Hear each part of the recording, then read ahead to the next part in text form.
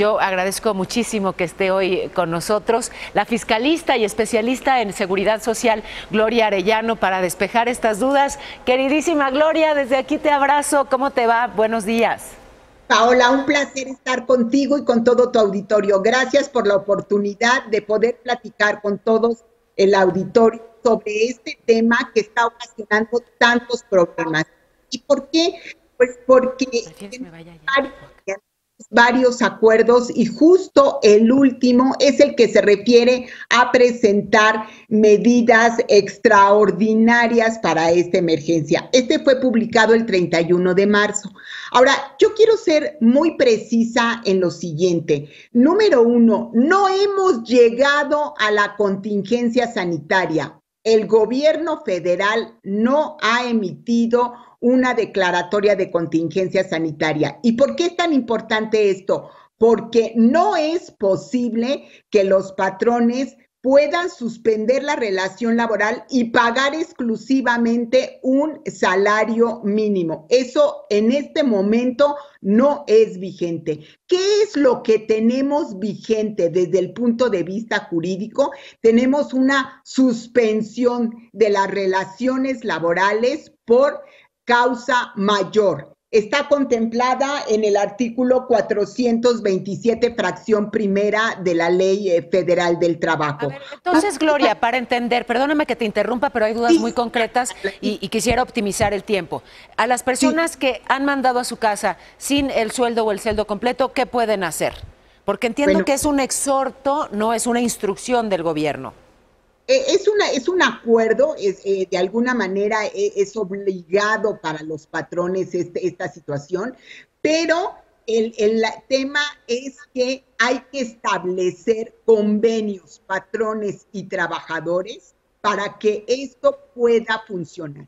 Porque de otra manera, si no se acata como tal el acuerdo, lo que puede suceder es que, número uno, haya trabajadores enfermos con el coronavirus y entonces pudieran hasta morir y habrá una responsabilidad no solamente administrativa y laboral, sino hasta penal. Y fíjate, Paola, puede ser hasta para la persona que dio la orden de que el colaborador no suspendiera la relación de trabajo. A ver, esa es otra. Tengo reportes de personas, y ojo, no únicamente en el sector privado, que aun cuando cumplen con estas características de tener una salud vulnerable, por ejemplo, diabetes, hipertensión, mayores de 60, están todavía siendo obligados a ir a trabajar. No hay una instrucción clara de parte de los directivos y por ende, pues, digamos que los directivos menores están diciendo, tú aquí te veo mañana a checar tarjeta.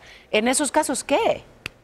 Pues en esos casos, lo primero pues es proteger la salud. Entonces, ¿qué pasa? Pues si es una persona vulnerable, que son justo estos casos que acabas de platicar, pues lo que el trabajador tendría que hacer es no presentarse, es muy probable que lo vayan a despedir y si piden, pues cuando hagan las cosas de conciliación y arbitraje podrán el caso que está dando muchísimo, sí, son embarazadas. Mujeres embarazadas, sí.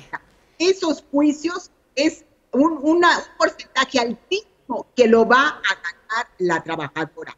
Pero claro, eso ocurrirá más adelante. Me apena, Gloria, está fallando un poco ya tu comunicación, pero efectivamente las juntas de conciliación y arbitraje pues están precisamente cerradas, pero en su momento podrían, digamos, acudir a esas instancias. Déjame cerrar con esto a reserva de poder seguir conversando y encontrar las vías para despejar todas sus dudas. Está también el otro lado, el de los patrones. Sabemos que la enorme mayoría de las empresas en este país son micro y pequeñas, o más bien son esas, las micro y pequeñas, las que generan la mayoría de los empleos. Y muchos de esos patrones no están en condiciones de seguir pagando esos salarios cuando no tienen ingresos y a lo mejor lo van a poder hacer pues algunos días, algunas semanas y después se tendrán que ir a la quiebra y ahí hay una pérdida de empleo, ya no temporal, sino permanente.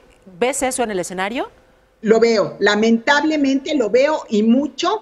¿Y qué va a suceder en esos casos? Se va a declarar la suspensión de pagos y también es un proceso muy largo y por supuesto los trabajadores son prioritarios cuando esta suspensión se presente ya de manera definitiva, que repito, es un proceso que puede tardar hasta un año jurídicamente, y entonces en este momento sí habrá la posibilidad de que los trabajadores empiecen a cobrar. Pero mi recomendación, Paola, es no lleguemos ni patrones ni trabajadores a los extremos de irnos a litigio. Resolvamos. ¿Cómo podemos resolver? Pues podemos dar vacaciones y los trabajadores acepten las vacaciones pagadas, permisos de salario, jornadas reducidas. Hay que buscar los escenarios legales. Por favor, esto es importantísimo, que permitan resolver esta situación, porque sí se está dando en la práctica una serie de anomalías, sí. muchas, Paola, por desconocimiento. Entonces, es que eso, desconocimiento y además poca claridad con respecto a cuáles son las condiciones. Gloria, te agradezco muchísimo, acompaño, abrazo esta propuesta que haces tú de que justamente pues lleguen a acuerdos y que tanto empleados como empleadores pues pongan lo mejor de sí, entiendan que sí se requiere de solidaridad y de hacer todo pues un sacrificio porque el escenario es complejo, pero hacerlo vía los acuerdos. Te pido que sigamos en comunicación, pero gracias por lo pronto por despejar estas dudas.